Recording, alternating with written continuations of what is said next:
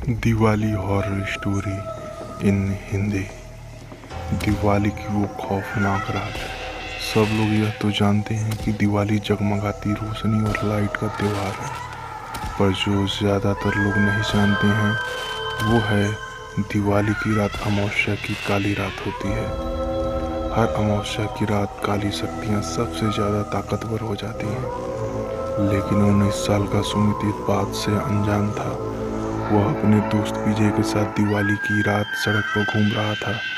तभी विजय की नज़र मंदिर के पीछे एक सुनसान से घर के पीछे गई। वहाँ एक सुंदर लड़की लाल साड़ी पहनी दिया जला रही थी। विजय सुमित को लेकर उस घर के पास चला गया। जैसे कि दोनों वहाँ पहुँचे, उन्होंने देखा कि पूरा घर दियों से सजा था। उन्हें बालकनी में खड़ी एक सुंदर लड़की नजर आई।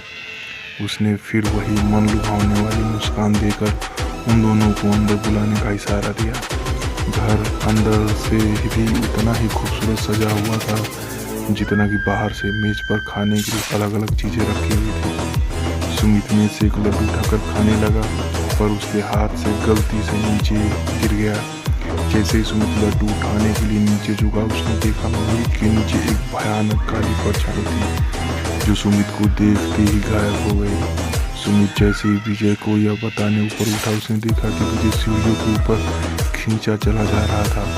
सुमित बेहद घबराने लगा था। फिर अचानक घर में पायल की आवाज आने लगी, जैसे कोई लड़की एक कमरे से दूसरे कमरे में जा रही हो।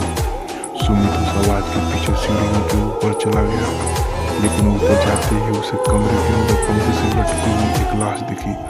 सुमित उस लाश का चेहरा देखकर बुरी तरह से कांपने लगा, क्योंकि वो किसी और की नहीं बल्कि विजय की लाश थी। सुमित डरते डरते पीछे मुड़ा तो उसके ठीक सामने ही वही सुंदर लड़की खड़ी थी और उसे देखकर मुस्कुरा रही थी। पर इस बार सुमित को वह मुस्कान मन लुभाने वाली नहीं बल्कि बेहद डरावनी लग रही थी। अचानक घर की सारी लाइटें बंद हो गई। वह घर धीरे धीरे खंडहर में बदल गया। वह लड़की अब भी सुमित को देखकर मुस्कुरा रही थी। अचानक लाल साड़ी पहनी हुई वह लड़की बेहद बूढ़ी और काले सफेद रंगों के बाल और आंखें एकदम लाल पड़ गई और चेहरा एकदम डरावना हो गया था। सुमित उसे देखकर एकदम सुन पड़ गया था। वह लड़की हाथ में चाकू लिए सुमित की तरफ बढ़ रही थी। सुमित ने किसी तरह अपना होश संभाला और बिना कुछ सोचे सीधा घर से बाहर भागा, लेकिन वो लड़की अभी भी सुमित के पीछे पीछे आ रही थी। वह लड़की सुमित को मारने के लिए अपना हाथ उसकी तरफ बढ़ाया, लेकिन सुमित तब तक बाहर निकल गया था। उसने जल्दी से घर का दरवाजा बाहर से बंद कर लिया। वह लड़की उस दरवाजे को अंदर से बहुत तेज से ठोक रही थी, लेकिन अचानक ठोकने की आवाज़ बंद हो गई और फिर सुमित को लड़की की चीखने की आवाज़ सुनाई देने लगी, जैसे वह घर के अंदर कैद हो गई हो। सुमित वहाँ से जल्दी से निकला और अपने घर जाकर चुपचाप सो गया।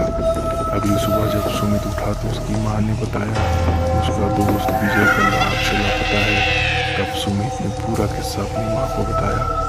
माँ ने उससे कहा कि कई साल पहले दिवाली की एक रात लड़की ने उस कमरे में आत्महत्या की थी। तब से उसकी आत्मा उसी घर में भटकती रहती है। किसी को कभी पता नहीं चल पाया कि उसकी आत्महत्या क्यों की थी। उस घर में कोई भी नहीं जाता। यह बात सुनकर सुमित पूरी तरह हिल गया। वह यह यकीन करना चाहता था कि जो भी उसके साथ हुआ वही